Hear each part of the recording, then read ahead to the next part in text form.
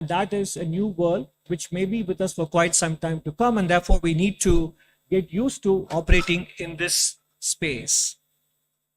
As a result, world FDI net inflows as a percentage of GDP has come down from around 5% in the first decade to around 1% of GDP. And world exports as a share of world GDP peaked, even though it may not have come down as much as investment flows have come down. Clearly, it is on a declining trend compared to the ascending trend we saw towards the end of the last millennium and in the first decade. One of the outcomes of the globalization era was also the rise of China as a manufacturing power. India also rose as a power in global services.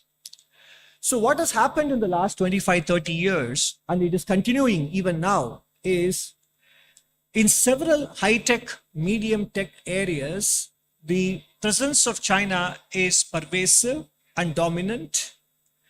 And the manufacturing as a share of world gross output, China's share will probably be higher than the combined share of the next 10 countries.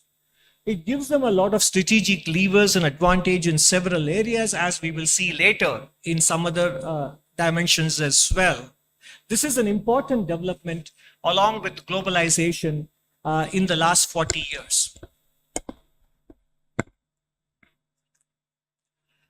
Now, along with the dominance in manufacturing, in terms of the materials and minerals required for global energy transition, let's first take a look at the solar energy. Global demand in 2010 was, China's share of the global demand was very small. And therefore, China's production capacity in those areas was also quite small comparatively. But fast forward 11 years later, while demand has grown even within China, but the production capacity in that country has grown even more than demand, basically giving them an important lever in terms of the source of supply for all ingredients and components related to energy transition.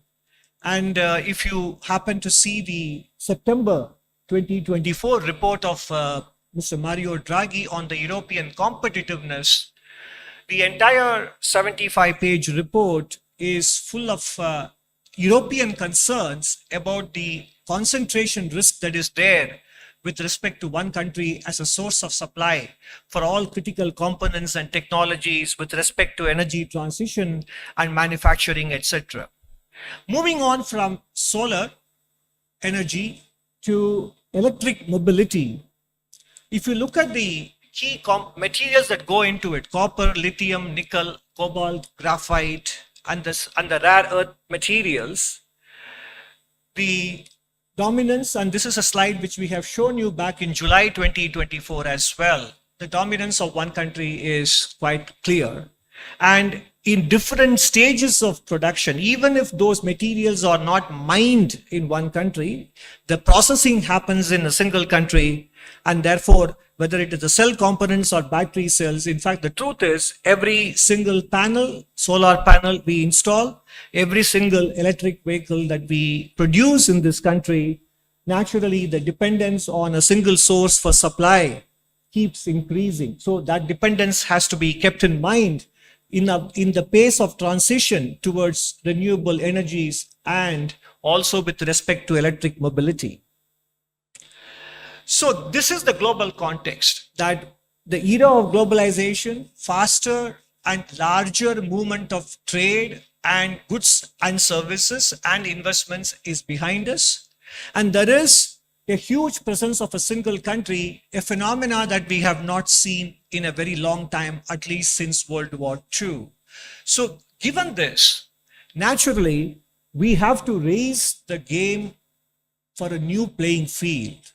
The playing field has changed, and the game has to be rely on domestic drivers of growth. So what are those domestic drivers of growth? That is what is part 2 about. Just to recap, we do have a goal, a legitimate economic and social aspiration to become a developed country by 2047. The last economic survey broke it down into multiple components, generating about 8 million, 80 lakh jobs per year, increasing our share of manufacturing in GDP, plugging Indian businesses into global value chains, and creating a viable small, medium enterprise sector, which in the German language is called the Mittelstand.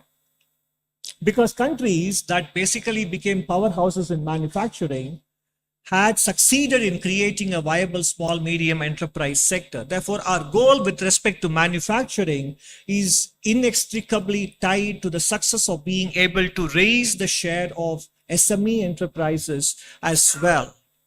Therefore, what is the action? The action is we have to raise our game on domestic growth. And how do we do that? There are 4 dimensions to it. One is deregulation for growth, augmenting internal capacities for growth, the role of the private sector in nation building, and doing energy transition the Indian way.